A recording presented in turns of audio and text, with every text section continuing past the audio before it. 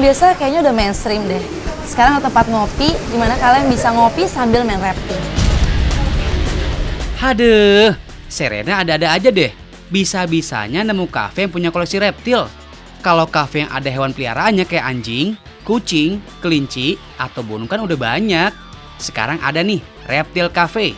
Macem-macem binatang melata ada di sini. Mulai dari ular, biawak, sampai gecko. Lumayan lah kalau pengen kepo-kepo sama beberapa hewan ini.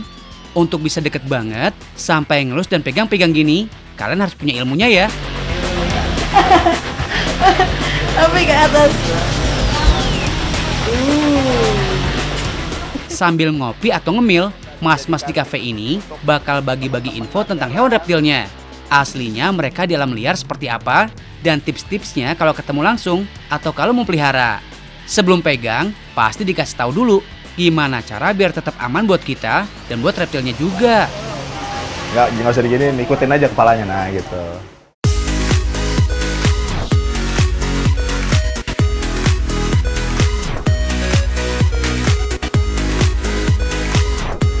Beberapa koleksi bahkan termasuk hewan reptil yang memiliki habitat asli di sekitar kita, seperti biawak ini guys.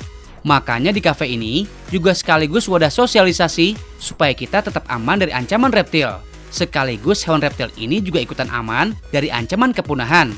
Karena udah jadi naluri guys, untuk makhluk hidup bereaksi agresif atau defensif saat merasa terancam. Sama aja kayak misalnya gebetan kita, tiba-tiba di stalking sama sahabat sendiri. Level bahaya kan jadinya? Hahaha. Biarpun interaksi dengan reptil terlihat ekstrim, tapi mereka yang memelihara reptil punya kepuasan tersendiri dalam merawatnya.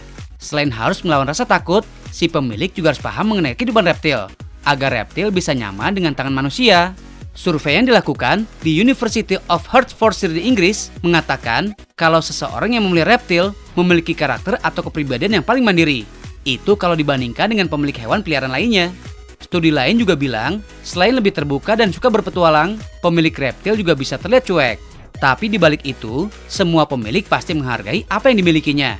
Studi yang dipublikasikan dalam MDPI Journal bahkan menemukan bahwa pemilik hewan peliharaan di Jerman dan Australia 15% lebih jarang mengunjungi dokter untuk memeriksakan kesehatannya daripada mereka yang nggak memiliki hewan peliharaan.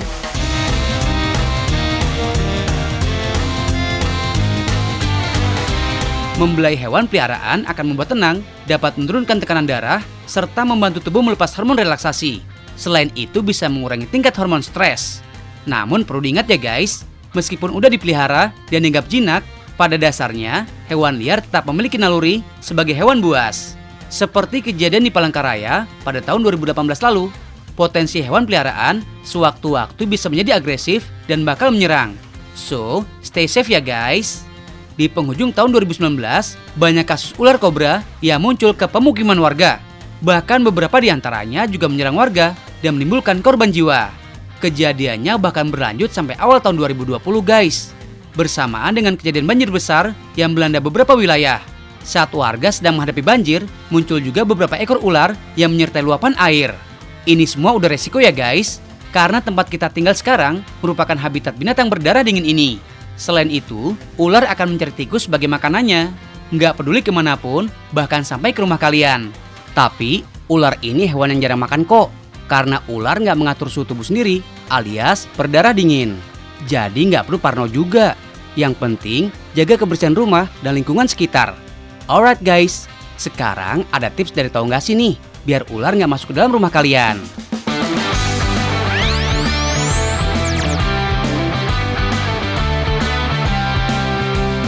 Oke guys, kali ini gue bukan mau mukul orang, gue bukan mau ngerjain yang lain, tapi gue pengen kasih tau kalian tips dan trik gimana caranya supaya ular tidak masuk ke rumah kalian.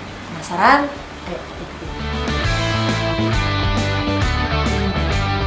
Oke guys, sekarang udah tersedia semua bahan-bahannya. Yang pertama kita siapin kamper, yang kedua kita siapin palu, dan yang ketiga kita siapin plastik. Yuk kita langsung buat. Pertama kita ambil plastik, kita masukkan kampernya.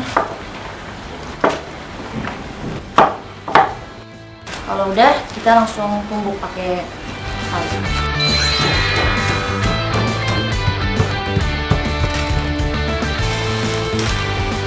Oke, sekarang kita taruh kapur barusnya di sekitaran dekat pintu.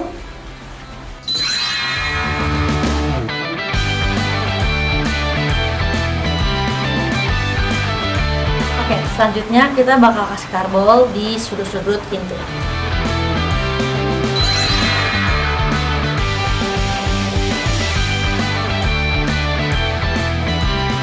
Nah guys, faktanya garam ini tidak ampuh untuk mengusir ular, terutama ular kobra. Bisa dibilang garam ini mitos untuk menghilangkan ular. Jadi, buat kalian yang pengen menghilangkan ular, mengusir ular bisa dengan cara yang tadi ya, pakai kapur barus atau pakai karbol.